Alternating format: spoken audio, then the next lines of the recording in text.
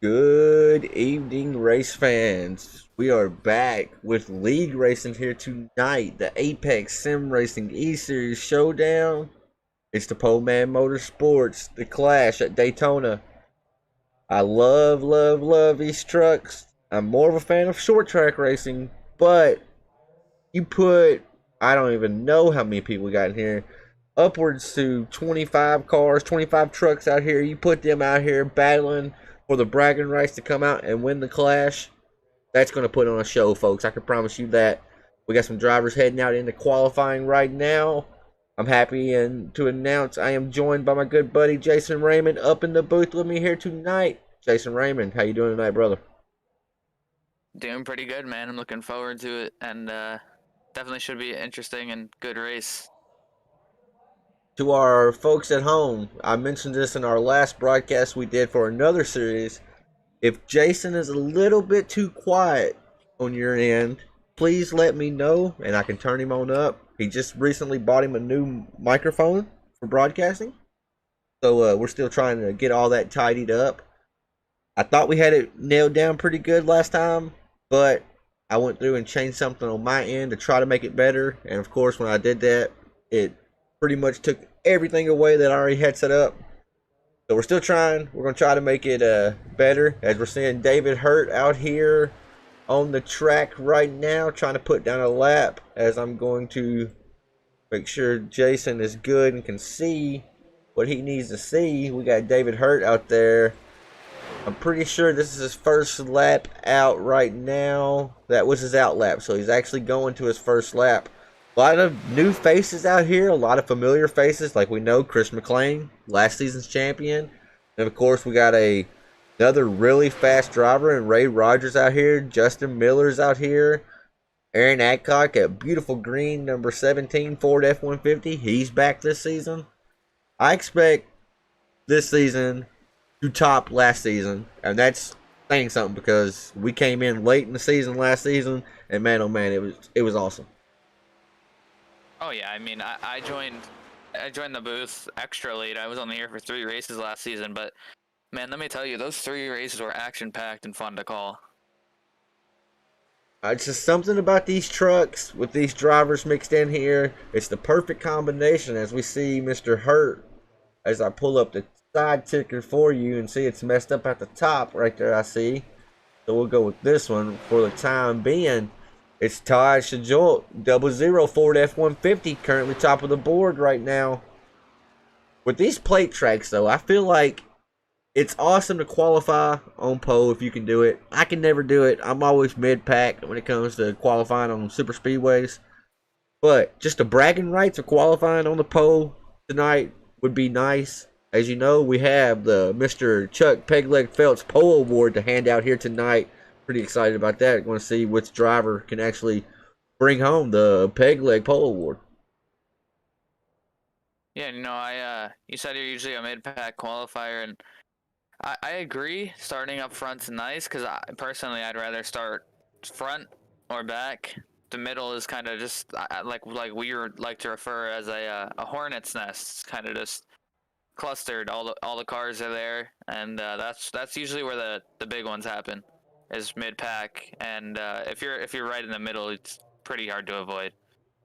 As you see, we've only had 4 drivers elect to take a lap thus far. If I had to guess, there's going to be a lot of drivers that choose to not even put a qualifying lap down. So you'll notice on the ticker up top, It's going to stay black for a little bit right now while they are trying to qualify, because there's not very many guys going to go out there on track. A lot of people have the strategy here tonight, and anytime we come to Super Speedway, their strategy is to basically try to start as far back in the pack as you can. Let the top guys kind of just check out, because the draft's so dominant. If you stay within a second to the guy in front of you, you're going to be okay. And so that's what we're saying here. I mean, typically, Raymond, you know, when we call these races, as soon as qualifying starts, the tracks fill. I mean, it just fills up because people are going out there trying to put a lap down.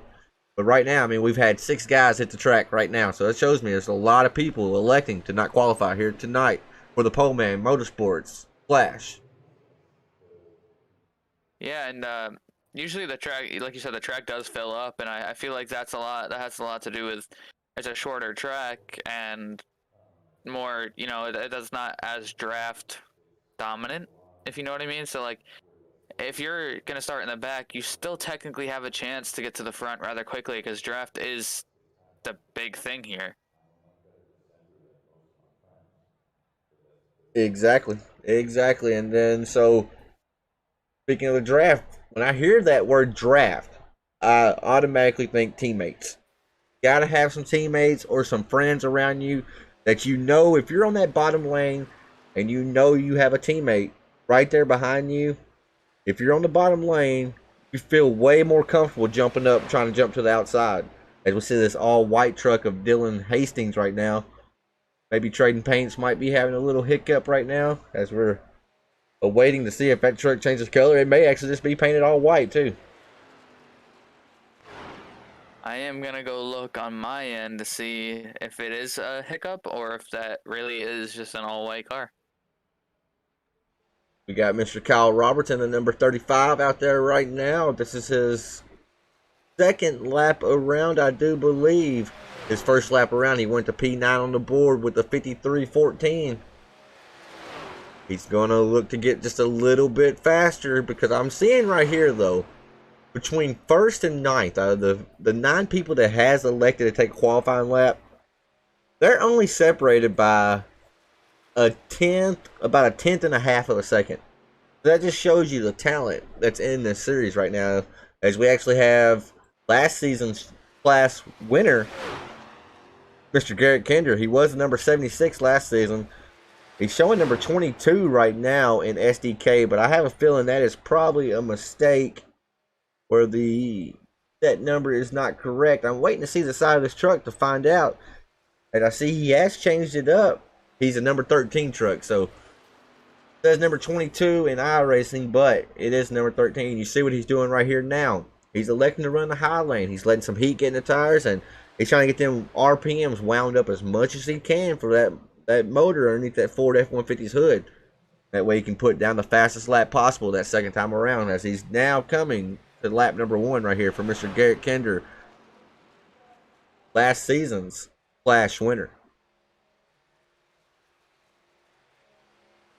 Yeah, and that's I'm probably gonna call different names tonight. First race of the season, different numbers. So I'm just gonna say it now ahead of time. Bear with me if I do call you out as the wrong name. It will take me a few races to get all the numbers memorized again, but we will do our best. And we're looking. I gotta say that's a very nice number 13 truck. It is. That kind of reminds me of. I've seen the car on track in real life, in highlights and stuff. I don't know who drove it though. I'm too young for that. That's like the car that Michael Falk actually just bought, the diecast that he just bought, the Reed Sorensen number 77. There you go. Yeah, I didn't know who drove it. I knew the paint scheme, but as we're looking, I can't see where he is because the ticker is scrolling too quick. I didn't get to catch where he qualified, so that number 13 of Garrett Kinder, last season's class winner, he went to P4 on the board. As we're getting close to wrapping up qualifying here tonight for the Apex E-Series Showdown debut race of the new season. Last season's champion, Chris McLean, driver number 5, F-150, is now out on the track. He put down a 53.15 his first lap around. This is his second lap out on track. Let's see if he can get a little bit better and try to move up some on that grid. As Joshua Sexton has just now joined the track as well with a 52.94 for Josh. Let's see if Chris McLean can keep the momentum up as he's trying to hug that yellow line as much as he can at number 5. You know Chris McLean, it don't matter where he starts at. As long as he can keep that front nose clean on that Ford F-150, you know he's going toward the front by the time this race is over. That's just how it was all last season. Yeah, like you said, no matter where he starts, if he keeps it clean, he's going to go to the front. And I feel like that's something we got to watch for because, I mean, who knows? It's Daytona. Anything's possible. So he could be in 30th if there's even 30 trucks in here. He could be 30th on the last lap and win the race. Jason, while we got about 30 seconds before we hit the grid, why don't you hit us with some little track facts about Daytona International Street? So Daytona was the construction first started in 1957, which is 64 years ago. And the track first opened to fans and drivers late in 1959, and it's a tri-oval with a distance of 2.5 miles and 31 degrees of banking, and that's a lot of banking. That's a mountain basically in these corners, and that's what allows these guys to stay wide open. But with wide open becomes pack racing. With pack racing becomes, man, oh man, one mistake and you can have a disaster getting ready to occur. As we're going to pull up the grid right now, as we award the Peg Leg Pole Award to our good buddy, Mr. David Hurt over here. Put it on the pole with a 52.32. So really good lap for Mr. David Hurt there. And as we go through the other ones, we got Tracy Passons went number 2 on the board, starting outside row number 1. Christopher Heights, he won him a super speedway race last season. He's in the number 21 here tonight, representing RJS and SBM Motorsports. He's going to be starting inside row number 2. Starting to his outside, representing 5 Kings Motorsports, it's a 051 of Joshua Sexton. And then Garrett Kinder, last season's Clash winner, he's starting P5. Starting in 6th position tonight, driver at the Last Chance Racing, we got the 96 of Matt Rogers. Behind him, we got the 35 of Kyle Roberts starting in 7th. 8th position will be Todd Schultz. I think that's correct. Todd Schultz in the 00. Starting P9, Dylan Hastings in the number 1. And rounding out the top 10, we got Kevin Hayes in the number 3 truck. And then rolling off in 11th, we got Joseph Mahar from Race Pass Motorsports. Chris Palger is going to be starting in the 12th position. Starting 13th tonight, last season's champion, Chris McLean, driver number 5. And then to his outside, the driver number 2 machine, he is starting 14th, Mr. Ray Rogers, with Brad Allison from Brad Allison Racing. In the 03, he's either from Australia or New Zealand. He's starting 15th. Starting in P16, either from Australia or New Zealand, the number 52 truck of Aiden Schultz. 17th starting position, ironically, is the number 17 truck of Aaron Adcock. 18th starting position, the 75 truck of Chuck Pegleg Feltz out of Big Fish and Poman Motorsports. 19th starting position on the grid, Paul Cox in the 27 machine. Rounding out the top 20, we got Charles Stevens Jr. in that 88 truck. And we got Mr. Alex Veith representing Dark Horse Motorsports starting 21st. Christopher Heiners 22nd. Justin Miller representing Last Chance Racing, also the owner of Just an Inch Design, starting 23rd, with Mike Veith 24th. And that is it for our starters here tonight, folks. Thank you to Mr. Poman Motorsports for bringing us the grid and for being the presenting sponsor to the Clash. We're ready to go boogity, boogity, boogity, folks. Green flag. As the green flag is out, get the ticker up for y'all so we can see who is out front. It's all Mr. Hurt with last season's Super Speedway winner, Mr. Heights, in the 21, sitting inside row number 2. Tracy Parsons, number 53, did not get a great jump right then. Looking to have some help behind him from the 051 and Matt Rogers in the 96. That's a beautiful 96 truck.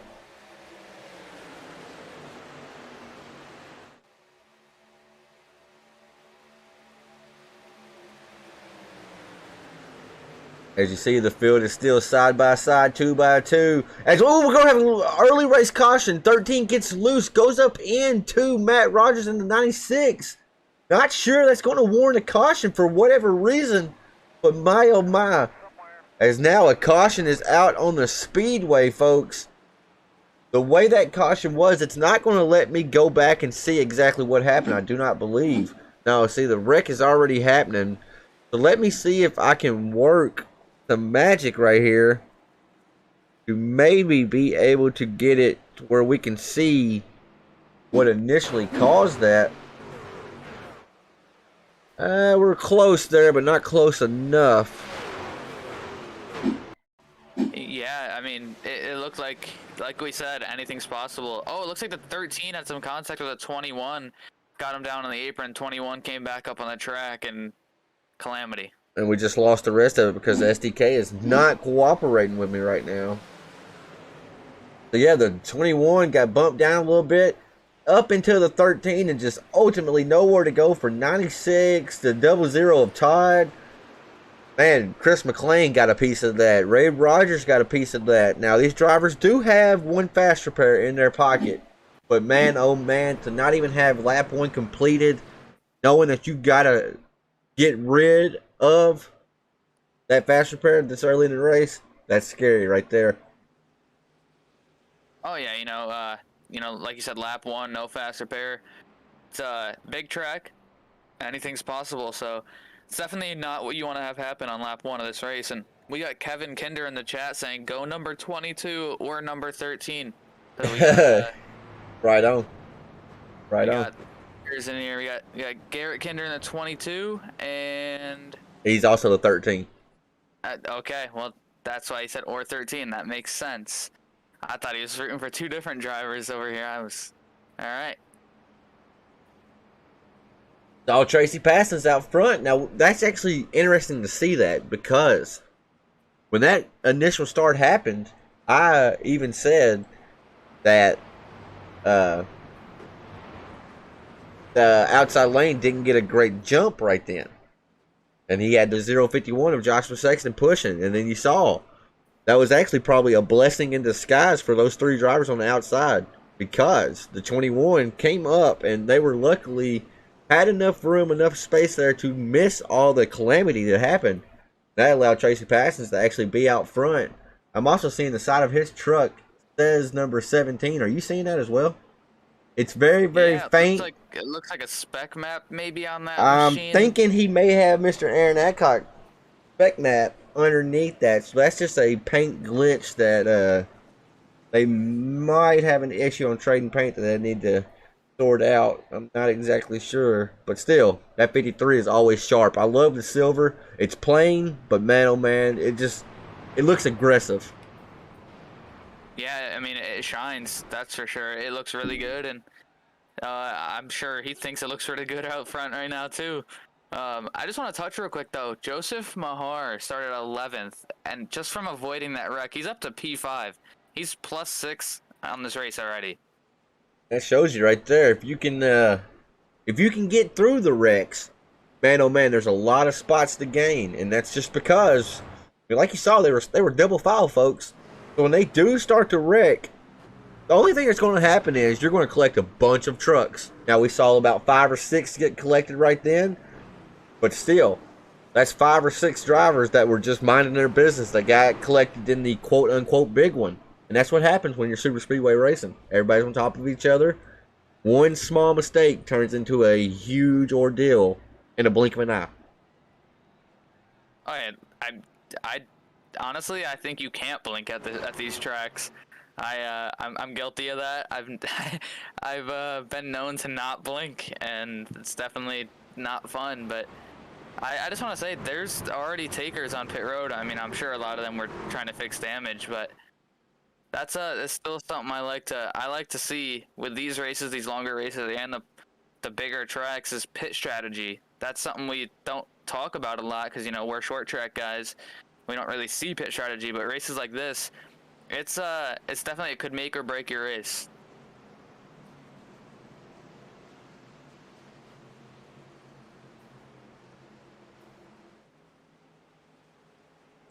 As I'm trying to get a look to the pace truck. Yep, lights are off on the pace truck, so these boys got to pull them belts tight one more time and try it again. I'm actually interested and curious to see that iRacing put them back double file. So typically, if a caution comes out on a restart and a lap is not completed, it will put you single file. But that caution did come out fairly late. So, all right, field's in the hands of Mr. Tracy Passons, number 53. It's a great jump. Got to 16. That's Mr. Hurt, who qualified on the pole for the Peg Leg Pole Award. Got the 051 and the 21 hooked up right now. Now we saw that 21 get a little bit of damage. Is that going to affect that truck as this race goes on? We're going to have to wait and find out as the lap starts to get clicked off. We're on lap number 5 of 55 here tonight. Yeah, damage is another thing with these bigger tracks. If you have a little bit of damage on the front end and that intake is blocking the radiator, your temps are going to go up. And even these guys pushing like that, they're not getting that clean air to their radiator and intake. So water temps will go up, and then engines can start blowing up. And that's definitely not what you want to see. So pushing is definitely something important here, but you got to be careful with it too.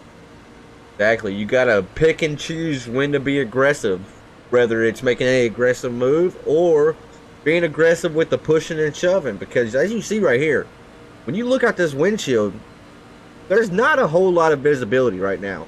If you're out front, sure, like we'll go to Tracy Passons, he's smooth sailing.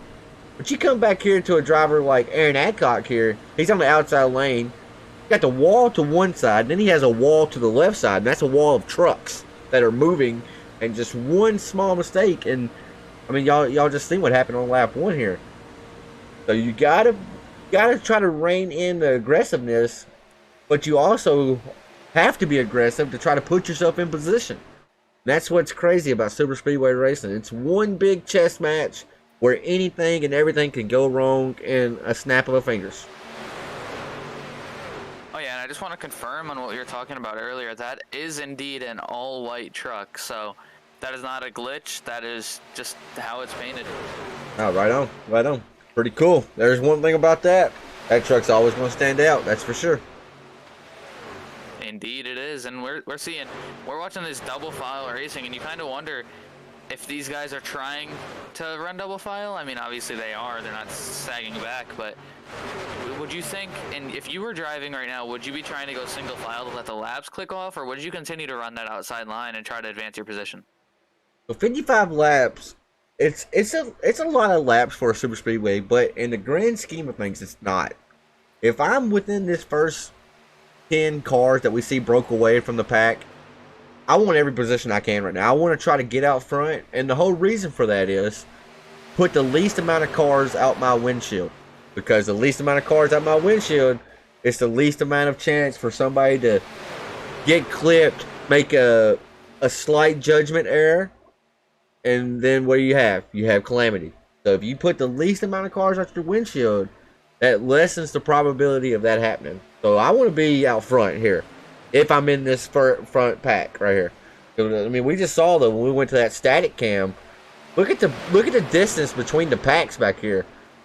So you got, I'm trying to see who is rounding out. So you got Justin Miller is actually holding the tail end of this pack with a lap down car, I do believe. I didn't even know we had a lap down car, to be honest. I'm not sure who that is right there. But then you look at the other pack. These guys are single file right here. If they stay organized like this, they will catch that lead pack really fast. And I'm thinking, you got a lot of Poleman Motorsports drivers right here in this backpack right here, led by Daniel R. Miller. I'm not sure what her or his association is to any of these teams, but I know Chris McLean, Poleman Motorsports. Garrett Kinder, I'm pretty sure is Poleman Motorsports. So you have some teammates that are electing to ride off away from the pack a little bit And man, when you get single file like this, you're really, really fast, and you're also, it's a lot more cautious. A lot less of a chance to be involved in a big one. Yeah, that's true. You like you said earlier, you can't see much out of these cars, so and one little slip up, you could look down how much fuel you have left and move your wheel a tiny bit, not noticing it, and you're done. It's plate track racing. They're super close. They're going. Well, how fast do you think they're going in the trucks?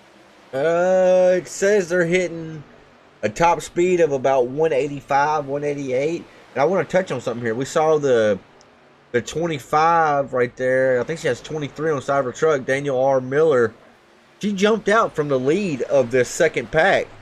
And you just seen what the draft did to her right then. I mean, she fell back in the course of about half a lap. She went from leading this pack to being at the tail end of this pack. And that just shows right there. If these drivers try to jump out from that bottom lane and have no help behind them, man, oh man, you're in a world of hurt. Yeah, if you lose the draft, you're kind of along at that point. You're along for the ride, and you can't really do much. I mean, you just kind of pace around, hoping that you don't get lapped, and if you do, hoping you can stick in behind that lead pack and stay with them, so you don't go multiple laps down, and just hope for the caution. Exactly right, because if you can stick with that lead pack, then you should be the first car a lap down, which will then give you the lucky dog. So, I mean, it takes a long time for somebody to go a lap down here, but if you do get, say you get spun, caution don't come out, it puts you by yourself, you are at risk to go a lap down, even at a track like Daytona. That is 2.5 miles. Yeah, and we're starting to see what I said earlier. These guys, there's only 3 cars running the outside now, 3 trucks running the outside now. So these guys are just kind of starting to single file out, hoping to click off some laps. And those 3 on the outside are hanging pretty tough. They're not giving it up. I've noticed here, Raymond, that you'll see the 46, he kind of goes down to the door of the 16. And what he's doing there, folks, he's trying to side draft. He's trying to manipulate the air around them trucks that are on the bottom around him. And what that side draft does whenever he goes down there, it creates a vortex, like a vacuum almost, and it literally, quite figuratively, sucks that truck back. And that's what we're seeing right here. And that's how that 46 is able to actually sometimes get an advantage and put the nose out ahead of Tracy Passons, even though Mr. Passons has a long line of drivers hooked up right there behind him, organized. Yeah, I didn't even think of that. I forgot side draft, and look at that plane back there. That's actually Yeah, so cool. I've never noticed that. That was awesome. That was a good shot, but I didn't even think of side draft. I usually don't side draft. I don't either. I would wreck somebody trying to do it. But that's another thing to think of. I never thought about side draft, and that does make sense on how they're able to hang with those guys. They only have 3 cars compared to I don't even know how many there is on the inside, and we're seeing a lapped truck up there. I think Now that's this is when it gets scary right here. Our leaders are running double file. They're coming up on the lap traffic right now. Yes, this track is wide, but where is that lap traffic going to go? Where are the leaders going to go? Lap traffic goes up to the wall. He actually gets into the wall, so that stinks for Todd Shajort to go a lap down like that. But kudos to him for doing the right thing and getting out of the way of the leaders that were double file. But man, that really hurt the 46 and the 051. As a 16, that victory truck is all over the back of the 53, giving him a shove out front. Yeah, Michael Falk in the YouTube chat saying that plane was crazy, and indeed it was. That was actually that was really cool. Like I said, I've never noticed that, but I just want to touch Todd in the 00 is now 9 laps down, so it looked like he had some heavy damage there, so I'm wondering if he didn't want to use a fast repair yet. Or maybe he went in and it wasn't clicked. True, that's possible. If you don't have that fast repair checked in your box, you go in your pits, they just start working on it. And you can't stop until the required repairs are done. That way NASCAR will allow you to come back out and race. So, I mean, that's very, very interesting to see. Yeah, that's another thing. That's one thing that sucks about these bigger tracks is, if not even bigger tracks, just in general, if you don't have that fast repair checked and you have required repairs, you just kind of have to settle in and realize that you're gonna be multiple laps down, and to keep digging and trying to get back on that lead lap. As we checking back in, touching base with the second pack that has fallen pretty far behind the lead pack. They're about 6 seconds behind the pack in front of them. We'll go cockpit cam real quick just to give y'all a glimpse of what 6 seconds is like on this 2.5 mile track. You look out the windshield, you don't even see cars up there in front. And when they get on the straightaway here, you can see them, but they're pixels basically at this point. So with this thing going green, if I'm these guys back here, I maybe start second guessing my strategy, because I mean, those cars up front, they're not really double file like we thought they would be. You got just a few guys that have broke away from the pack, as I'm seeing the 46 and of Joseph Marhar and Tracy Passon's actually swapping the lead back and forth for that lap. Yeah, you know, there's it looks like there's some more takers to the outside line. I'm kind of wondering if they're seeing that they're actually making moves out there and they're trying to go out with them, try to advance the position. But I want to touch on something else. I know I'm jumping around a lot right now, but we were talking about side draft a little while ago, and you do really have to be careful with that, because if you slide over just enough, a little too much, then calamity could happen, and that's not what you want to see. As the 46 clears, oh, they're wrecking. The 51 and the 53 get together, and back up the track. It's gonna collect multiple cars. But as a caution is now out on the speedway, I'm not exactly sure what happened. But when you were talking about that side draft, and I even mentioned it a while ago, it creates a vacuum, and what it does when it does create that vacuum, it's just that, it's a vacuum. So you get too close to that truck that's beside you, which we may have just seen it right here. You get too close to the truck that is right there beside you, and it might suck you in all the way, and then that daylight you had in between you is no more. So we're going to go on board right here, looking with the 53, try to see what happened. The 46 comes down, and it's actually really hard to tell with that shot. So we're going to try to change it up if we can. Not with that one. So it's like the 051 thought he was clear, thought he had room down on the track, and with both trucks right then, they're going, like we said, 180, 185. They're hooked up at one point when they went down off the track, off the banking, onto the apron. They were virtually hooked up. As we're on board with the 051 right now. Oh, that was really strange. It looks as if, watch this, Sexton, or Raymond, it looks as if Sexton gets hooked right here before they actually touch. Yeah, that definitely is weird. It looks like, from the other views, it looked like the 051 may have thought he was clear, but I think we had a little netcode appearance right there. I think so. I think netcode was very prevalent right there, I do believe. But still, tough break for about 5 trucks right then. But still, only having 5 trucks destroyed at Daytona or Talladega when a wreck happens like that in the lead series, man, oh man. Like, that's pretty impressive to have that many guys dodge the wrecks. Just want to remind folks that wreckage replay right there was brought to you by 1 Inch Designs. We thank them for the wreckage replay here tonight for the Poleman Motorsports Flash event, opening up the Apex Sim Racing E-Series Showdown brand new season. You know, dodging wrecks here is definitely not easy with the speed these guys are carrying. So like you said, hats off to the guys that did avoid that to make sure it wasn't a 12-car pileup. That's off to you. You can keep talking every time I cough in your ear, man. I cannot shake this cough, man. It's been prevalent for about a month now. It just will not go away. It starts getting cool in Kentucky. The weather starts to change, and man, oh man, my sinuses and allergies just does not like it. As I think it is now time that we do the MF Racing Designs Best Paint Scheme of the Night. My favorite time of the night. I'm going to hit you with it first, Jason Raymond. Hit me with your MF Racing Designs Best Paint Scheme of the Night. You know, I gotta give it to Paul Cox on that 27 machine. It's pink, and October is Breast Cancer Awareness. It's very pink, but I think it's kind of cool how it's hard to see once again because of the far angled shots, but it looks like camo, but that's actually a bunch of little hearts in the front and the bottom of the quarter panel and the back right there. It's hearts, and pink ribbons. I think it's kind of cool. And like I said last week or last time, we touched on it, how that he has a number on the deck lid instead of the roof, which is definitely unique. I've never seen that before.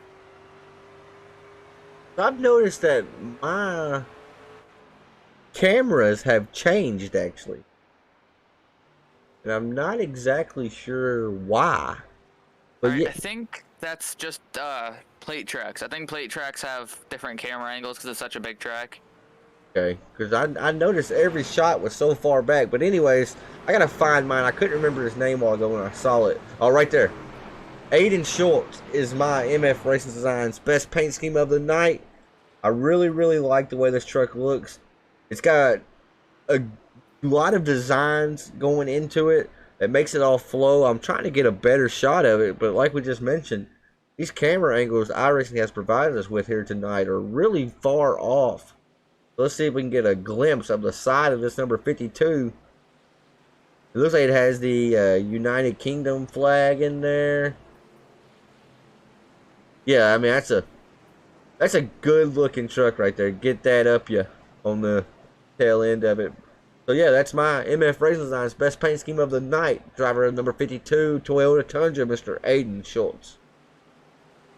And before we go back to commentating, I know Michael Falk from MF Racing Designs is in here, and could we give him a shot of that 22 of Garrett Kinder? I know it's his favorite paint scheme. I'm not sure if he saw it.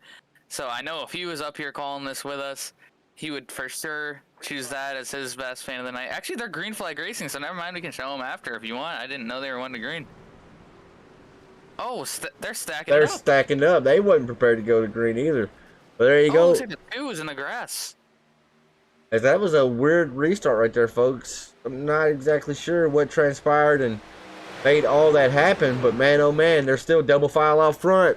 Oh, Joseph Mohar got a plate track veteran right there behind him, Mr. Christopher Heights, and the number 21 got himself a win on a super speedway last season. He's currently giving that 46 a monster shove down the backstretch. As you see that inside lane, it's just basically leaving the outside lane right now. And I keep getting confused with that Joseph Mahar. I keep thinking that his sponsor on the quarter panel says Walgreens. It looks like the Walgreens font. I keep thinking it says Walgreens, but definitely does not, and it's looking pretty good out front. That's a beautiful shot of all those cars back behind him. Trucks, sorry, they're not cars. I gotta get that. Oh, they're gonna be a wreck. Oh, big wreck. Looks like David Hurt's going around. Collect the 16, collect the 9. Mike Veith must have been looking down or something right then, because he just looked up and just saw truck. Man, oh man. Well, that could have been a case of just Daytona. The speeds are so fast that you can't get on them binders quick enough. As we go back and see 66 and the 77 just get tangled up right then. You see trucks just piling in, and just Mike Veith, it looks like he's trying to get his machine slowed down, but just was not able to get it slowed down enough.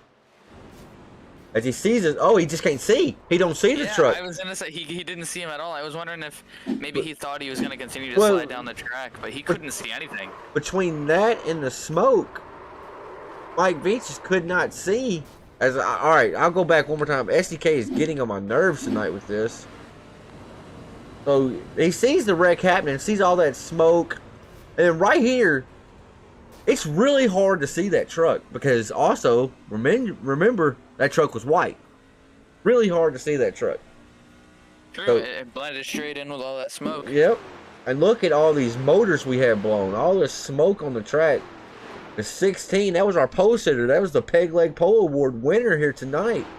That 16 is hurting right now and has lost a motor.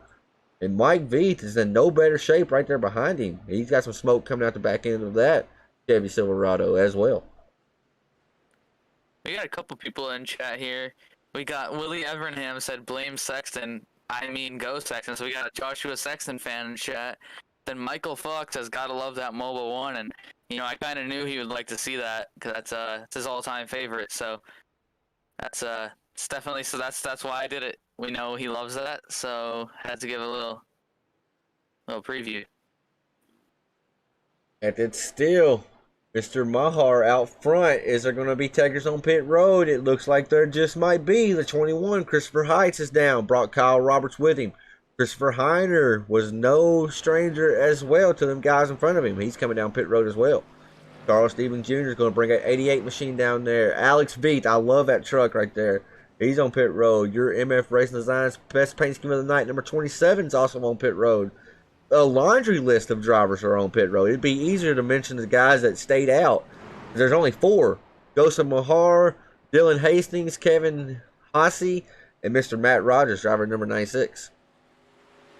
So with that many drivers, Raymond, electing to come down pit road, it makes me begin to wonder. It has to be a fuel call probably at this point. Yeah, I mean, tires aren't a big thing here. You can probably run the full race on the same set of tires and not be in that much of a disadvantage compared to if it was a short track. But I definitely think that must have been a fuel call, and that's what I said earlier, pit strategy. So we'll see how long these top 4 stay out, unless they're good. I'm not sure if it is a fuel call, but that's just what I'm assuming it is. I'm going to pull. He's been up front for a majority of the night, made a pit call, put him towards the back a little bit, got involved in a little bit of an incident. Mr. Tracy Passons, you're in the Five Kings Network booth. You got a copy? Yes, sir. I got a copy. Tracy, that 53 was looking really great out front. Got into a little bit of an incident. It looked like Netco did neither driver any favors. There was daylight between y'all. But you had a fast pair in your pocket. How are you liking your chance to get that 53 back out front where it needs to be? Well, I had about 26 seconds damage, so I didn't take a fast repair. So we're going to just ride a little bit and see what happens. If I can get up to the front again, I'm going to dang sure try it. Well, right on. It's always good to be at these plate tracks and to keep that fast repair in your pocket because you're gambling with house money at that point, Tracy. 53, yes, it's looking good out front when it was out there, and I know it can get back out there. Good luck to you, Tracy, here tonight, buddy. Yes, sir. Thank you, okay? Yes, sir, Bubba. That was driver number 53, Mr. Tracy Passons. He was up front. Net code, like I mentioned, got him tangled up with another driver out there on track. He's going to look to push that 53 back out front where it needs to be. But man, oh man, he's rolling out right now. He is currently sitting... Oh, he's not too far back. He's sitting in the 11th spot. So, yeah, he's actually climbed his way back up the field really nice.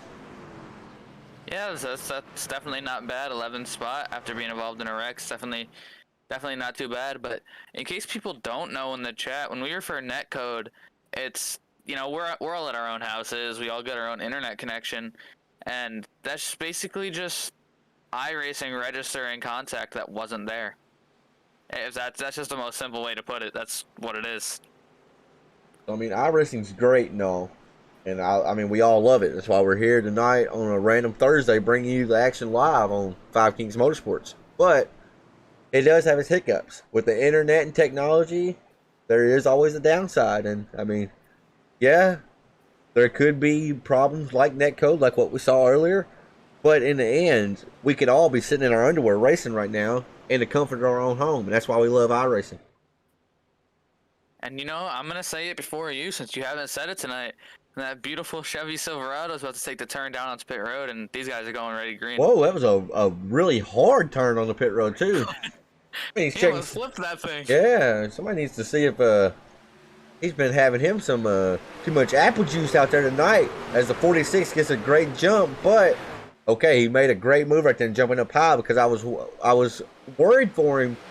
If you see the leader get that far of a gap over the field on these restarts, he's virtually a sitting duck if he gets out that far. It's going to allow them drivers to get all the effects from the draft, and when they actually get there and close the gap to him, shoot, they could be going 5, 6, 7, 8 miles per hour faster. We see the outside lane starting to develop here.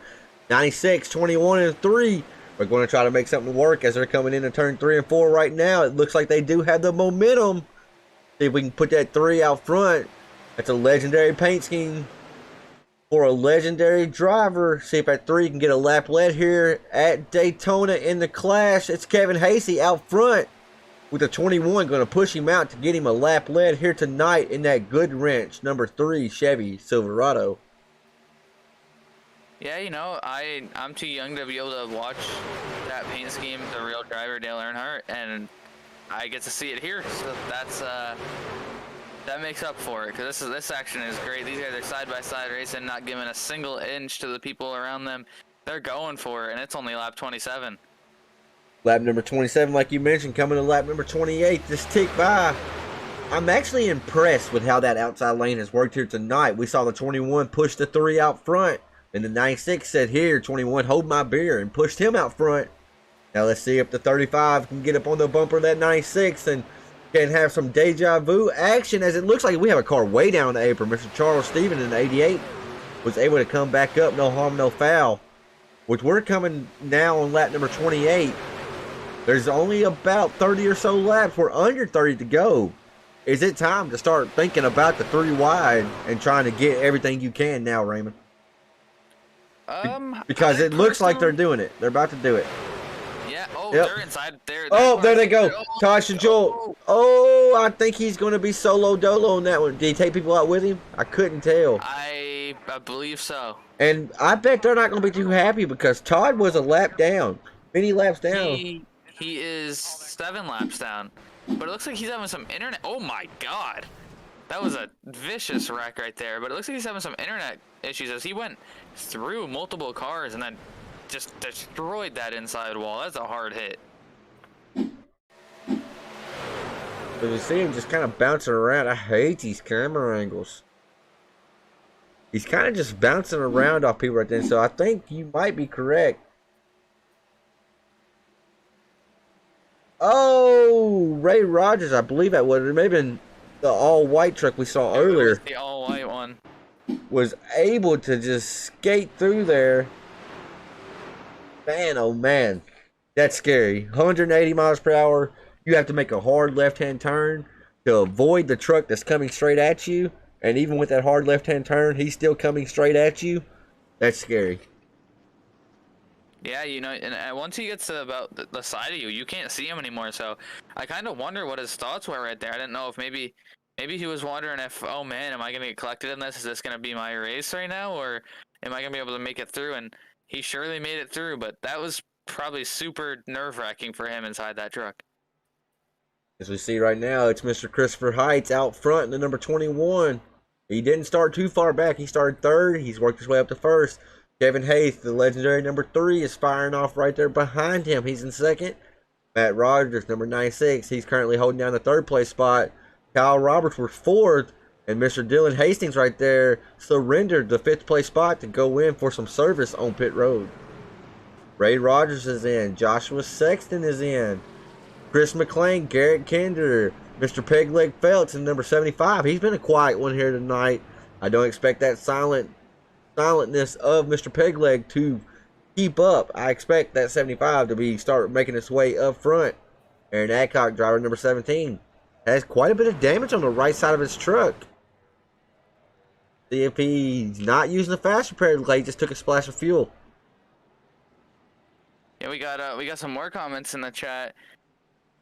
Ratchet Miller says bumper trucks don't work well at 180 miles per hour. And that is very true. They do not work well at all. And then we got Kevin Kinder saying go Mobile 1. And just a little update on him. I know you have the ticker up there. He's currently sitting in P20 right now. And it looks like, from what I can see, let me go make sure I'm live. He just came out of the pits. So I wonder if he's trying to get some damage fixed, because last time I saw he had some right side damage on that truck. I'm going to pull up Mr. Aaron Adcock here. Going to have a quick word with the driver in number 17.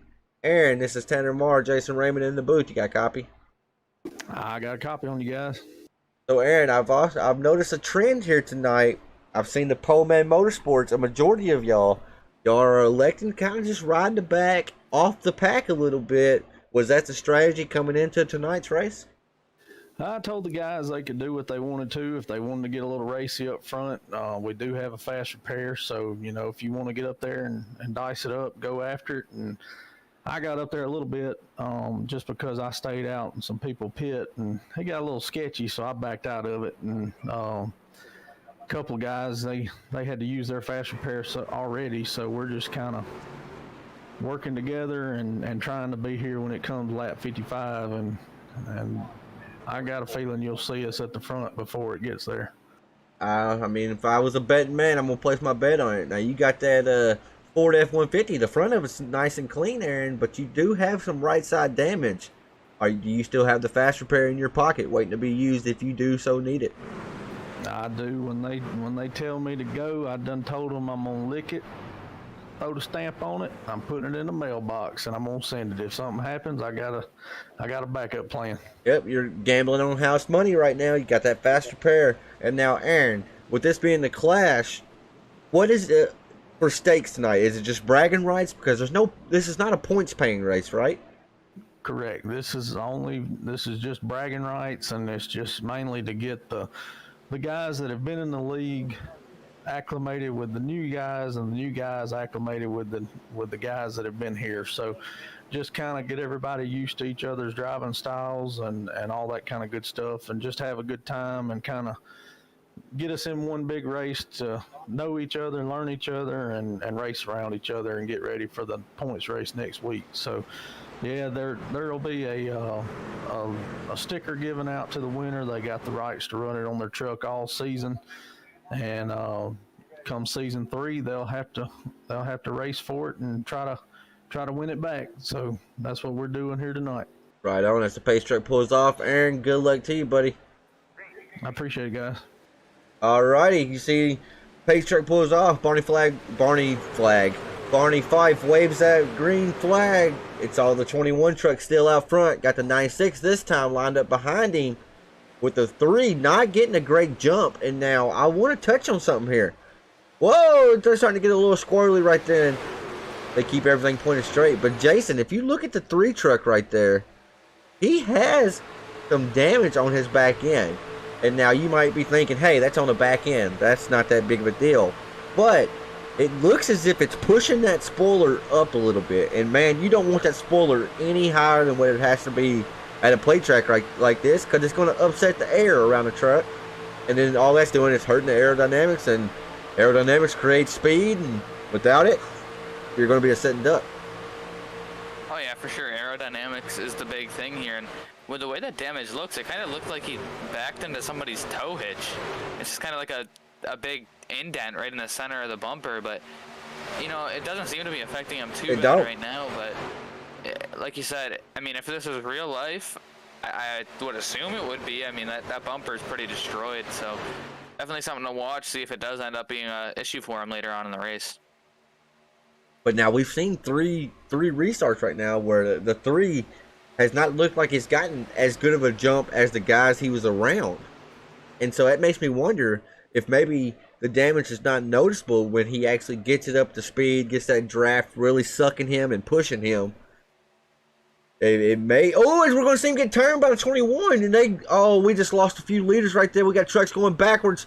Caution is not out yet. They are still green. Trucks just piling in. The 53 of Tracy Passion just piles in. No caution was out. Man, oh man. That was crazy. That was right in the front of the pack. That's definitely not what you want to see. As I'm hearing over chat, that might be it for some of these drivers, and definitely not something you want to have happen here. There's a lot of trucks involved in that. Got people trying to get through the best they can, but this is the big one right here, folks. The 1-inch Designs Wreckage Replay, big one. Because, man, oh, man, it was a big one. We're actually going to try to go on board with Mr. Tracy Passons in just 1 second if we can get it pulled up. Because he came in there hoping to get by. He sees all the smoke. He's off the gas. We hear that. No throttle input. Just hoping to pick the right lane. And got a shot from the back and got a shot in the front as well. And, yes, so we saw some drivers already have used their fast repair. Mr. Aaron Adcock was involved now. Let's go on board with Aaron and see what he saw. So if you've already used a fast repair, that's basically it for you now.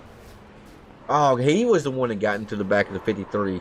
He was not able to get... That RPM gauge jumping around like that. That was crazy. That was weird. I saw it out of the corner of my eye. Let's see. We'll go on board with a few more drivers. Kyle Roberts is in the grass.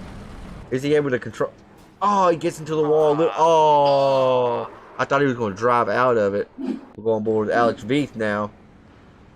Sneaks through that one with minimal damage. See if he makes it through the rest. Is this truck sliding right back up? Oh, and he barely gets a little bit in the left front tire, but doesn't seem like it'll hurt him too much. I don't think truck. It looks okay in the front.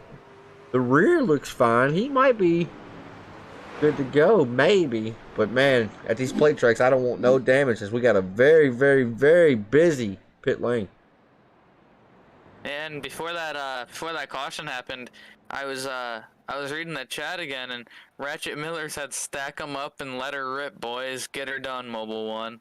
Ratchet And Miller. they stacked them up and they let them rip, all right. Ratchet Miller, you are by far my most favorite person in the chat right now. Thank you for that. Stack them up and let her rip, boys, and get her done, Mobile One. That's great. That rings so well too. It like just rolls off the tongue perfectly. Yep. That's like that's like a rhyme right there. I'm a hillbilly from Kentucky, so I get down with the get her done. So I like to see that. Got the 46 still out front though. That pink machine representing the breast cancer awareness, I do believe. Got the 24 of Christopher Heiner. Justin Miller. He started in 23rd spot. He's worked that number 26 up to the 3rd place spot right now. Then you got Christopher Heiner in the 21. We saw him just get involved in that. I think it would be a lot easier to name the ones that was not involved in that. Because, man, oh, man, we saw trucks just going left, right, everywhere. Yeah, I agree. It's definitely easier to mention the trucks that weren't involved. And I'm looking at the second position, Christopher Heiner. He started 22nd, and he's up to 2nd. Third position, Justin T. Miller started 23rd, and he's up to 3rd. So those are the two biggest movers currently. They're both up 20 positions since the start of this race. Yes, sir. That shows right there. If you can get through the wrecks and just kind of hold off and try to be there at the end, it proves to pay off, because it just did right then for Mr. Justin Miller. And I'm beginning to wonder. I'm going to call me maybe dumb because I didn't put 2 and 2 together earlier. So the 26 and of Justin Miller, and then the 25 of Daniel R. Miller, they're very similar trucks, right? I think we would have got a spouse right here racing, or a family member of some sort. That's awesome. That is awesome right there. Yeah, it's definitely cool. That's one of the other cool things about even just racing in general, is seeing family members racing each other. I think that's kind of cool. I mean, I wouldn't want to be at that dinner table at night if something was to happen. Right. But at the same time, I would love to be racing a sibling and beat them, because then I could brag to them all week until next week about me being able to outrun them. I mean, imagine if it's a spouse. Now, we'll actually have to ask Justin Miller, are the lights on the pace truck? They're off, aren't they? They are indeed off. So we're getting ready to go green flag racing once again here tonight for the Poleman Motorsports presents the Clash Apex Sim Racing E-Series Showdown. This is the debut race for the brand new season. It's Daytona again next week, next Thursday night, live at the same time, 8 p.m. Central, 9 p.m. Eastern, as the green flag is out. That 46 took off like a rocket ship, but Christopher Heiner and Christopher Heights right there behind him. They didn't let him get away too far along with the rest of the field. Yeah, that's definitely, I mean, it was a good restart for the 46, but like you said earlier, you don't want to get too good of a restart and get too far out front, because when these guys behind you start getting the draft, you're kind of, like you said earlier, a sitting duck, and you can't really do much about it when they're coming at 10 miles an hour faster than you. As you see these trucks blow by at 180 miles per hour. You got 19 laps to go. We're coming to the 18 to go mark this time by. It's go time now, folks, because even though it takes about 50 seconds to do a lap here, these 18, 19 laps, they're going to go by really fast. So you got to get everything you can now. And that's why you see the 21 actually has significant damage to the right side of his truck. But he's trying to get pushed to the front as he's actually blinking out right now. That may cause issues for the guys around him. That's not what you want to see from a driver that's out front. Yeah, that's definitely, I mean, that's definitely another thing to be cautious about for wrecks, is if somebody blinks out, you don't know where they are, and if they just appear back, and sometimes they appear back inside of your car. So it's definitely something to watch. He actually almost got shuffled out of the way right there. as we're looking at 24 truck giving a huge push to that 46 down the backstretch, and they kind of got a half a car length gap on third, but I spoke too soon because that 26 of I'm sorry, Justin Miller is coming to the front, and there's a lap truck on the outside. That is a 16, the pole sitter for tonight. Mr. Hertz, as we're seeing Calamity. A big wreck again. And I'm trying to catch who it was that was spinning, and I'm not sure who it was. Couldn't catch it. The SDK is not showing me normally when the wreck started. It's just showing me that Matt Rogers got turned. Hold on, let me try to go back here, folks. See? It's so annoying what it's doing for me tonight. As Willie Evernham accepted your drinking challenge of every time I say, yeah, you know. Oh, then Willie, I can't allow you to do it because I like you, buddy. You'll be unconscious before this race is over with. Michael Falk must be rubbing off on me a little bit. I don't know. I think he's rubbing off on everybody. We're all saying it now. That's our favorite word. Sentence, not even a word. Yeah, you know. And yeah, Willie, you'd be Willie, you'd be unconscious by the time we hit 5 to go. All right, let's bring it back to the rails here, folks. We got 16 to go. Going to be 15 to go this time by. When they go back green flag racing here, it's going to be about 11 to 12 laps to go. Who do you got tonight? If you had a $100 bill and they said place it on who you think's going to win, double your money. Who would you pick here tonight? It's Joseph in the number 46. He's currently out front. Christopher Heiner, though, he's been up towards the front a lot tonight, number 24. And that Chevy Silverado. Or you got the Toyota Tundra of Mr. One-Inch Designs himself, Justin Miller, and number 26. He's never one to not place a bet on. It'd be tough right now to place a bet, honestly, because anything can happen here. You got Peg Leg Phelps, driver number 75. Marine's truck. I love that paint scheme. I'm pretty sure he's actually won the MF Race Design's best paint scheme of the night before. And then Christopher Heights, number 21. He does have some damage to the right side of that truck, but he's a proven winner on these super speedway races. He won a race last season. So that shows that driver knows how to get it done in that number 21 machine. Or will it be somebody that we were not expecting? Like maybe somebody like this 03. We saw him right around the back of the pack earlier. And that may have been just by design. Brad Allison might just have one final trick up his sleeve. That 03 may try to put that truck up front in the end when it matters the most. Yeah, you know, I don't even think I'd be able to choose a winner here, because anything's possible at these races. You could be, like I said earlier, you could be in 30th and win the race all by the last lap, because it gets crazy on these closing laps, and we're about ready to see that as we're hitting 15 to go. So we already know there's like Last Chance Motorsports, Pole Man Motorsports. Let me look in the Discord so I don't leave nobody out. Or Last Chance Racing. That's Daniel Miller, Justin Miller, Matt Rogers, Paul Cox, Ray Rogers. Then with Pole Man Motorsports, you have Aaron Adcock, Chris McLean, Garrett Kinder, Kyle Roberts, Chuck Pegleg Phelps, Tracy Passons. They're representing Pole Man Motorsports. And then we have Dark Horse Motorsports. That's Alex V, Charles Steven, Christopher Heiner, and William Griffith. And then Aussie Esports is Aiden Schultz and Brad Allison. So I just named off who has some teammates out there with them. And if you just go from the eye test, Pole Man Motorsports and Last Chance Racing, they have the most teammates, with Pole Man having 6 compared to 5 for Last Chance Racing. I say all that to get to this. Will these teammates work with each other and stay committed to each other to allow another teammate to win? Or since it's not a points paying race, you just want the crown, you want the bragging rights, do you try to push your teammate out front and then try to get around him as well? That's what's always interesting about these plate tracks. Teammates are great to have, but man oh man, they can be a nuisance too. And we're going to find out if somebody's going to be able to commit to pushing their teammate, or if they want to get up there and get the win as well.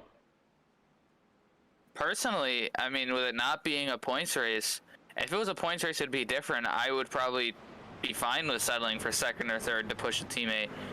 But in a non-points race, and for bragging rights, I would try to push a teammate out front and then try to get around him within the closing laps of the race to try to secure myself the win. There you have it, there, folks. Jason Raymond is also really selfish. So good to get that out of the way. As Ratchet Miller said, 96 did a heck of a job keeping it off the wall.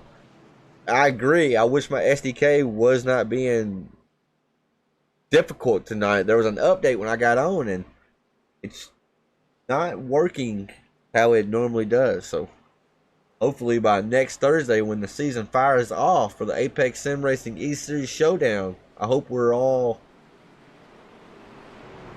hooked up and ready to bring this great action these drivers provide each and every week, every Thursday night, 9 p.m. Eastern, 8 p.m. Central, over on the 5 Kings Motorsports YouTube channel. Slap a like if you don't mind on the video. It helps out a ton. And then also 5 Kings Network on Facebook. Drop a like on the page as well. We're on the road to 1,000 likes, and we're on the road to 100 subscribers on YouTube as Paystruck pulls off. Still is in control of the number 46 with Christopher Heiner firing off on his outside. Who's going to have the advantage when they come out of turn 2? As we see, the 46 gets another great jump, but he doesn't get too far out ahead, and he jumps up actually in front of the 24 of Christopher Heiner. I'm kind of wondering if that was... They're not teammates, are they? I forgot who you said was teammates already. Christopher Heiner and the 46.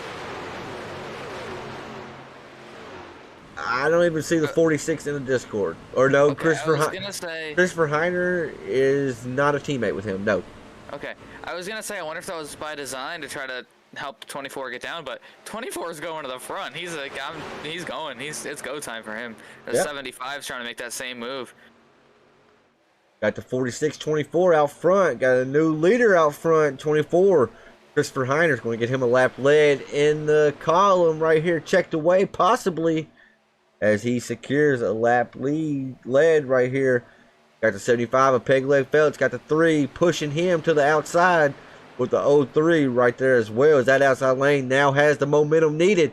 And I saw a green machine, a mean green machine of Aaron Adcock.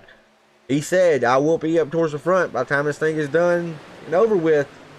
And he might not be telling a fib here, folks, because he is coming. He's currently P9 in the lead pack. Yeah, you know, I just I just had some clarification. Chris Proger, sorry if I pronounced your name wrong, in the 77, he is teammates with Hastings, which is, I'm trying to see what number. Ooh, they're shaking up front. I'm sorry to interrupt you, but I thought Chris Heiner was going to get turned, and the 46 almost got turned, as that's allowed Chuck Pegleg Feltz to get out front. But keep going. So Hastings, Dylan Hastings in the 1 truck, Joseph Mahar, and Chris Proger are all teammates. So Progar, like the fish. Okay, so it's Progar. Got it. All right, Chris Progar is in the 77. Here and 4. Took you a long time to get that out there, brother. He has to clarify me in chat, man. I'm not good with names. Or racing. Back to the race here. Okay. Back to the race here. We got the 75 of Truck, sorry. Pegleg Feltz trying to make that move on the outside still in the 24. They're looking to go 3 wide right here. It's that time. We're 10 to go here now, folks.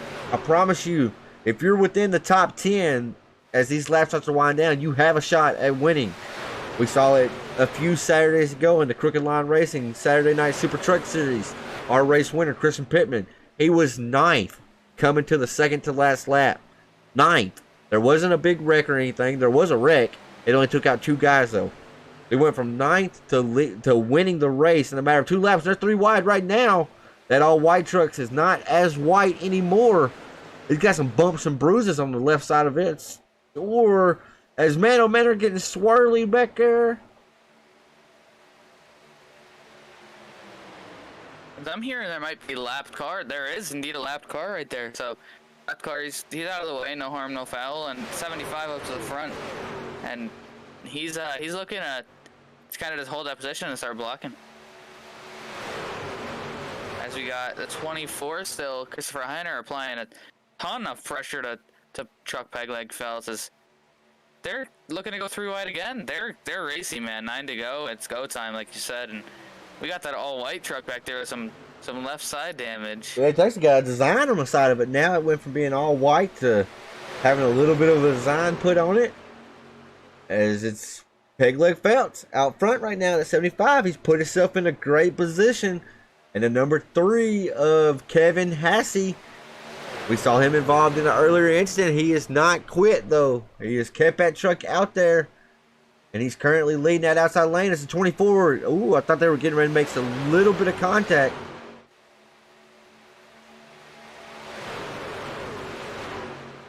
As we see, there's that outside line I mean, it's not as strong as it was earlier. I'm not sure if that's just... Ooh, it's about to be. They're moving around a lot. They're going to the outside. The 46, he decided to give me my lead back. As I saw the plane in the background again, and man, oh man, that was really dicey. As Chris said in the chat, it's about to get spicy, and I completely agree. It was spicy 20 laps ago. I mean, I'm excited. This is I might get in trouble for being too loud. I'm gonna get excited here. You might get in trouble for being too loud. Hey man, Kids will be kids. As we're 3 wide up front, as that is a lap car, I take it.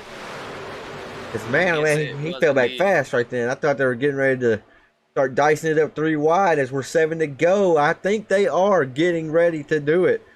As you've seen a lot of shaking from that inside lane, and that's when the accidents happen. That inside lane may just drift up a little bit too high. If you step over the boundary just 1 centimeter, that's all it takes, and then you got 10, 11 trucks that are just completely demolished. As peg leg is looking stout right now, though, out front. Yeah, he's doing a great job. Another thing with these plate tracks is you don't look at your mirror a lot while racing anyways, but especially at a track like this, I mean, you kind of have to pay attention to your mirror, but trying to make big blocks is when big wrecks happen. So I feel like just sticking to your line and kind of just holding your line, running your race, and not worrying too much about it is the key here. As they're moving around a lot, and this 46 truck's making a power move on the outside down the backstretch and into turn 3. You see, he's not giving that bottom lane a whole lot of room, and they're not giving him a whole lot of room. So something's got to give here, folks, as we're coming to the 5 to go. This time by, it's all peg leg still out front. Christopher Heiner's right there behind him, but this outside lane is trying desperately to get there, as it's looking like they are about to go 3 wide middle of this pack. Daytona is just not nearly as wide as Talladega, so it's really, really tough to make 3 wide actually work and work good here, you know? Yeah, as we see a driver down under the yellow line trying to make moves. They're going everywhere they possibly can, trying to find every single inch of room on this track, and definitely not as wide as Daytona. I mean, we're at Daytona. That's great. Definitely not as wide as Talladega, but I mean, 3 wide is still possible. It definitely. Oh, he's got a car down way on the apron in the grass. I'm not sure if that was a lapped car or not, but as I was saying, 3 wide's possible, but it's definitely more sketchy and puts you more on edge. As I'm noticing, that low line, they're not holding the yellow line very much anymore. They're going way up at a side draft, that outside lane. As we're now 4 to go, they're still stacked up double file to about 10 rows deep. Man, oh man, it looks like we have a 3 wide up towards the front. Christopher Heiner, something happened to the 24 truck. He is falling back and falling back fast. As we see the 96 getting turned, everybody else is getting turned right there as well. Oh, me. Oh, you. Oh, me. As we're going to try to go back and look here. It's not going to let us because... trouble. Oh, my. We just saw some... Oh, my God. The 2 truck just went airborne. These 1-inch designs record replays tonight have been great, but SDK has not been great because they are not setting me up to go back and see these. Man, oh man, it's annoying. You see Ray Rogers took a hard lick right then and just nowhere to go for the rest of the drivers right there. As I want to go cockpit cam with Ray Rogers. Just gets hooked and man. And at that point, I mean, once the contact was initially made, before he ever even got turned to the right, he was out of control. There was nothing he could do. He was basically just alone for the ride, saying, Jesus, take the wheel at that point. Yeah, there's no saving these trucks here at Daytona at the speeds they're going. You know, you get turned, and you're, like you said, you're along for the ride at that point. You kind of just sit there and hope it's not too bad. I'm not sure who has a faster pair at this point anymore, but hopefully those guys that were just involved have a faster pair so their night isn't over, really. Got Mr. Willie Evernham in the chat asking if this league is taking new entries. And folks, if that last name sounds familiar, it's because he is the nephew to the great NASCAR mind and one of the co-founders behind the new and fastly rising SRX short track series. Willie Evernham is wanting to have a take in these trucks on Thursday night. Mr. Aaron Adcock is the person you need to get in contact with. I will try to hook up a meeting for y'all if I can. I will do my due diligence, do my best to make that happen. Because man, oh man, this series is awesome. I love calling these series. And you know, I'm going to say it now. When we go back green, we're going to have a green-white checkered. So action-packed green-white checkered is coming up upon us. And that's definitely going to be interesting. Green-white checkered at a track like this, it's hard to pass unless you have help. So it's going to be crazy.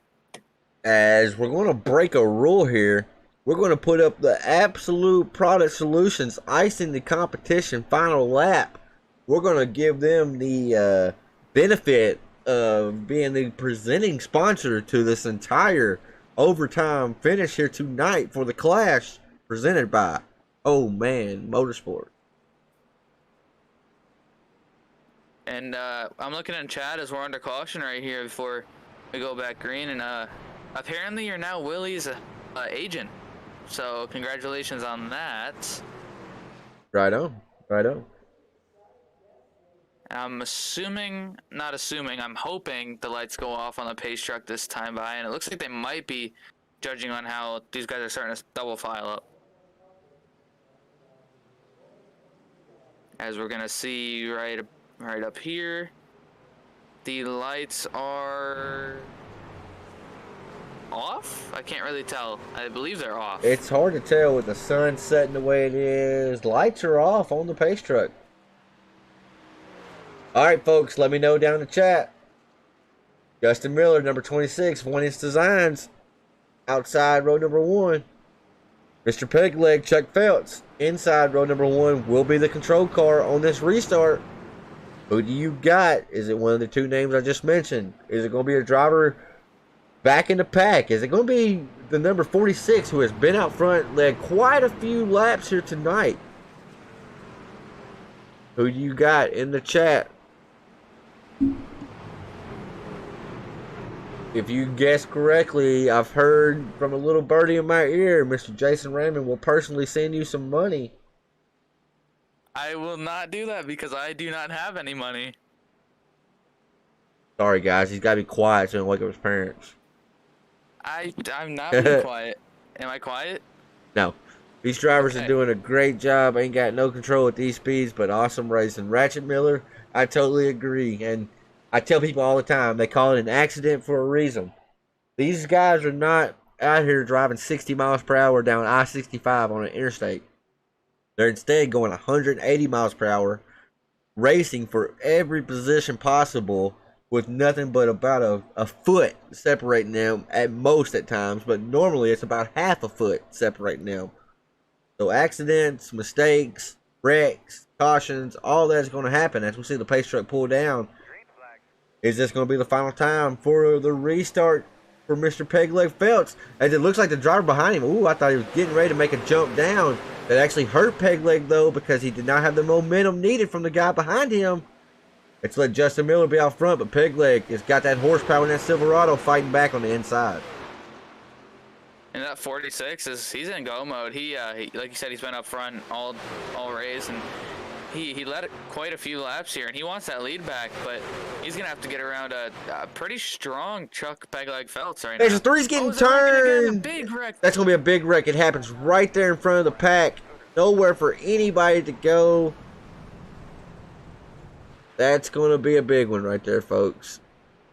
As you'll never guess this, but SDK is not showing me the wreck again. So I'm not able to see what initially started it. But man, oh man. Look how many trucks was involved in that.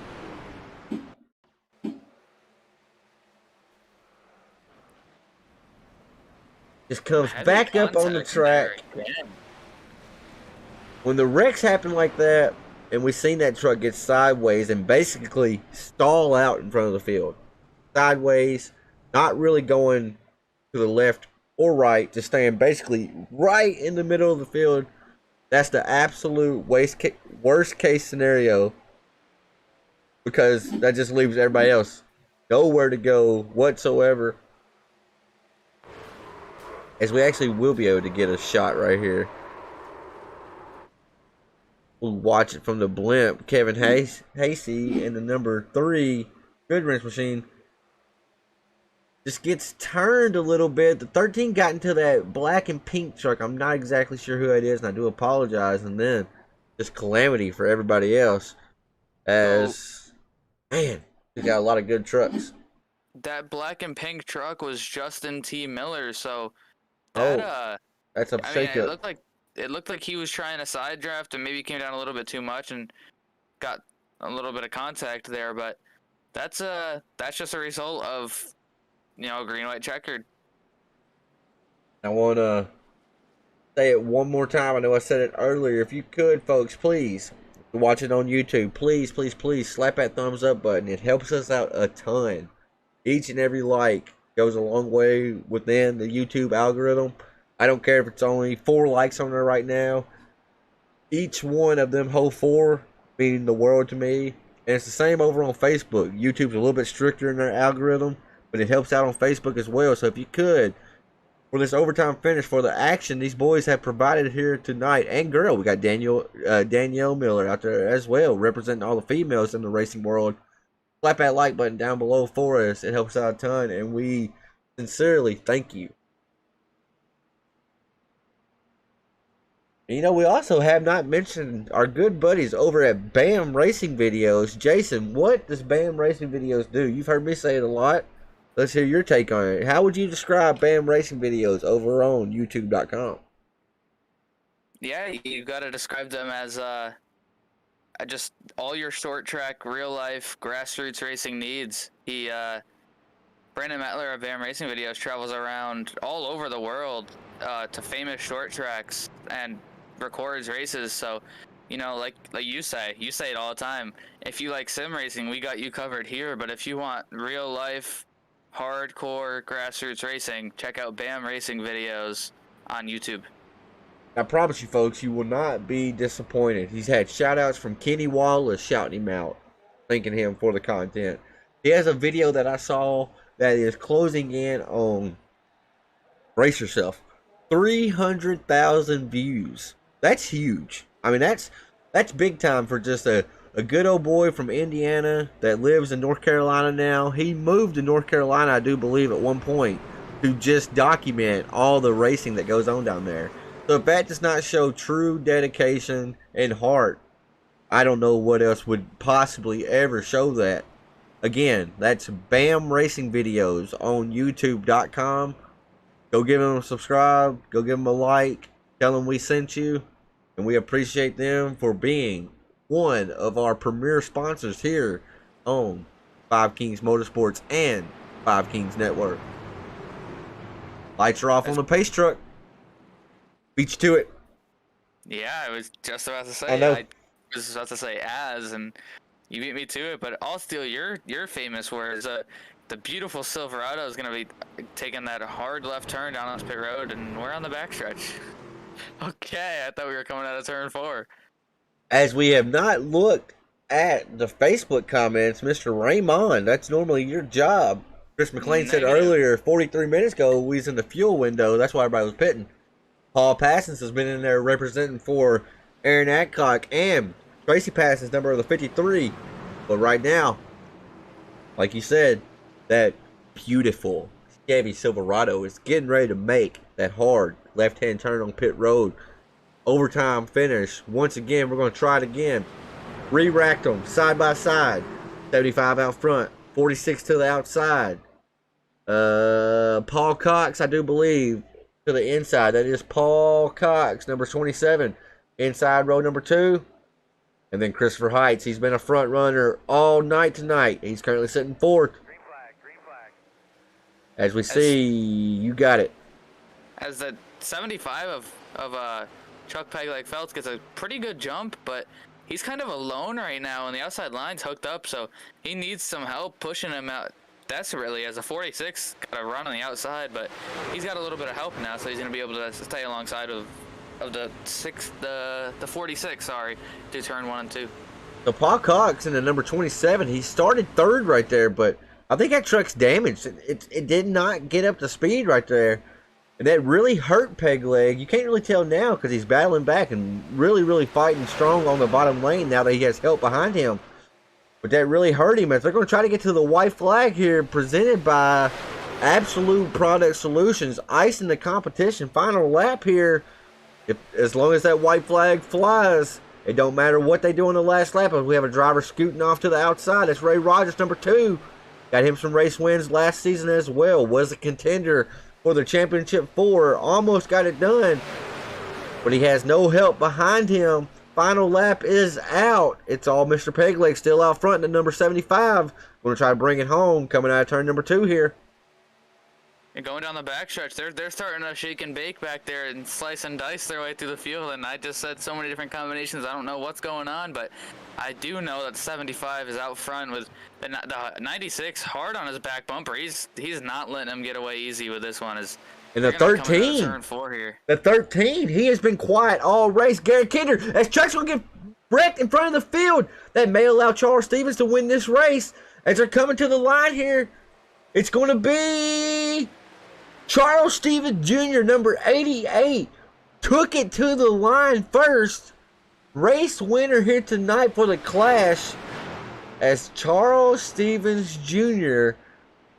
just brought home the checkered flag. If that was not a surprise, I'm not sure what is, as Ray Rogers brought it home in P2, Christopher Heights, P3, Brad Allison, and Dylan Hastings round out your top 5 finishers here tonight. But man, congratulations to the driver number 88, Chevy Silverado. That was Charles Stevens Jr. Right spot, right time. Just claimed victory here tonight. And not only did he claim victory, he also claimed the Hard Charger Award presented by Burkhalter Recycling and Demolition. So he got the race win and the Hard Charger Award. He had a good night tonight. Absolutely had a great night.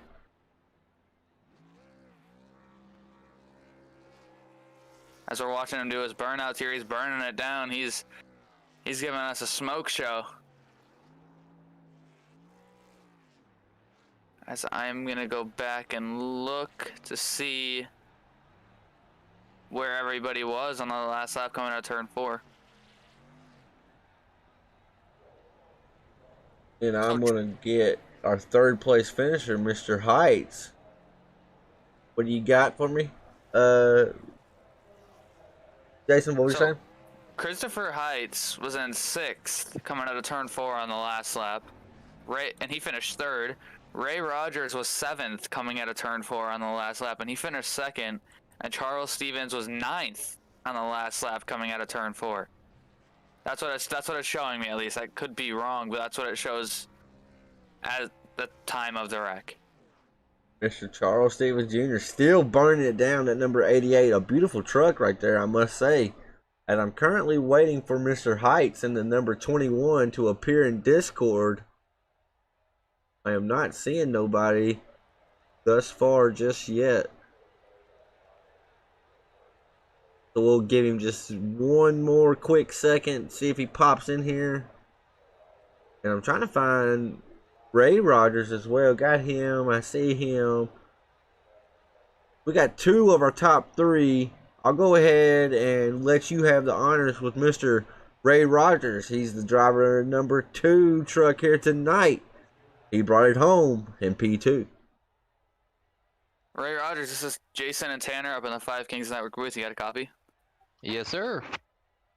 So I'm looking here. I'm not sure if this is correct, but coming at a turn 4 on that last lap, you were in 7th position, and you drove it up to P2 by avoiding that wreck. And we saw you qualified 14th, so that's towards the back's middle, actually.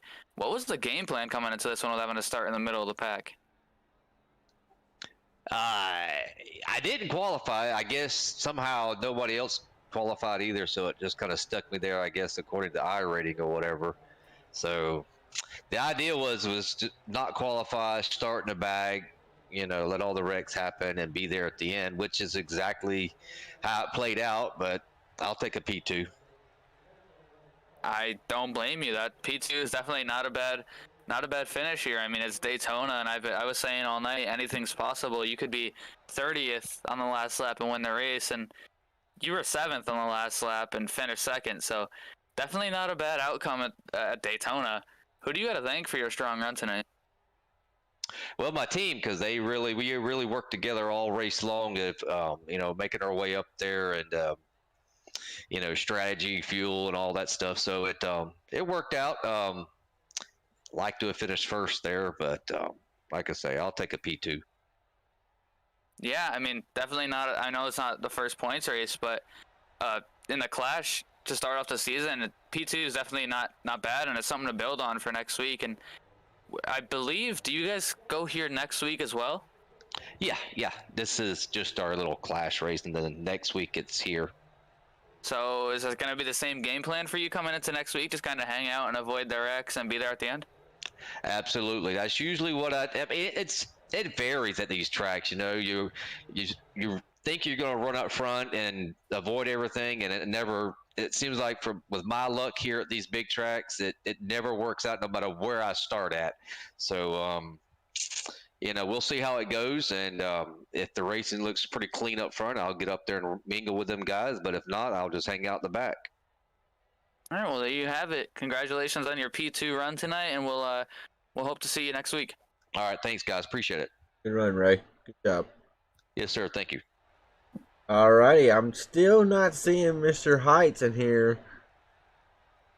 Checking one more time.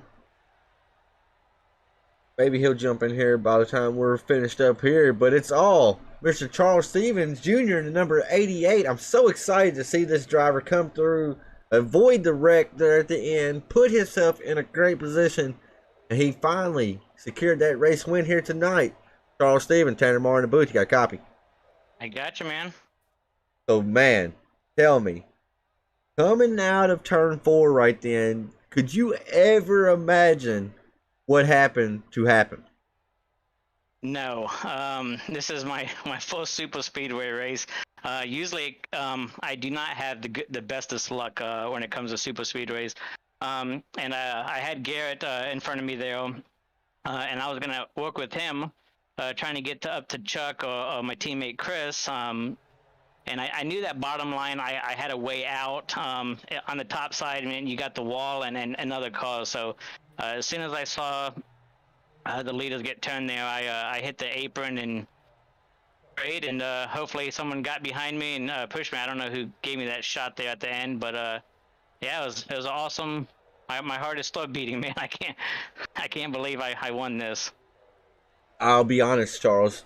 I can't tell you. I have no clue who was behind you pushing you there. All I know is there was trucks going everywhere, but that light gray and orange 88 somehow, some way prevailed out front. You beat a driver like Ray Rogers to the line. We saw Ray Rogers last season.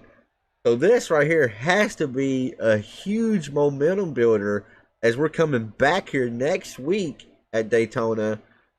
What do you think the chances are that you can replicate tonight and put that 88 back up front where it so deserves to be after a performance like you had here tonight?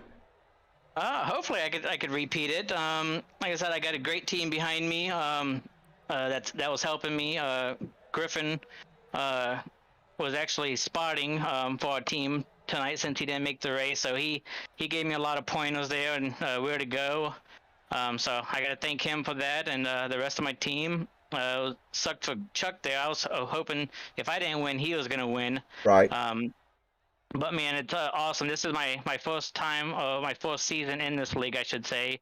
And like I said, I appreciate Aaron and all the guys that put this together, and especially you and Five Kings Motorsports to broadcast this. And it's awesome. I look forward to next week, man. Absolutely, Charles. I really look forward to it. I love this series. I'm so glad to have you out here. And I'll be honest, I'm supposed to be unbiased in the booth completely, but it was awesome seeing you get the win tonight. Really, really hard fought battle. You earned it. I enjoyed seeing Peg Leg up front, but man, I like seeing it at 88 parking at Victory Lane. Charles, before we wrap it up here tonight, I heard you thank your team a little bit right there. Got any sponsors that makes that 88 so fast each and every week? No sponsors. Just like I said, I want to thank my teammate at Dark Horse Motorsports, with Alex, Chris, Griffin, Mike, and everyone else that helped me out in this race. And like I said, you in the booth, and thank my wife and son for allowing me to race. Right on. That's Charles Stevens. He brought it home at Victory Lane for the Poleman Motorsports Presents The Clash. We're going points racing for the debut race of the season next week. Charles, congratulations on your win. Don't celebrate too hard tonight, brother. I try not to, man. Thank you. Yes, sir. Absolutely. Congratulations. Thank you. Alrighty, folks. There you have it. The Clash. It's been signed, sealed, delivered. And man, oh man, the trophy recipient is Mr. Charles Stevens Jr., number 88. Jason Raymond, give me your final thoughts on tonight's Clash event before we close up shop here. I mean, if this is any indication of how next week's going to go, it's definitely going to be action-packed, and you're not going to want to miss a single lap of that race. So I'm looking forward to it. I think it's going to be another great race, and these guys are a great group of guys. So if anybody out there is looking for a league to run for trucks on, I mean, I know it's Thursday night, which is kind of inconvenient for some people, but you should definitely check these guys out because they do not disappoint.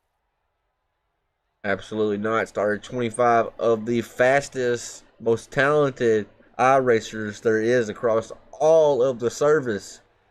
But at the end, it was only one guy that was standing strong. That was Charles Stevens Jr., driver number 88, representing Dark Horse Motorsports here tonight.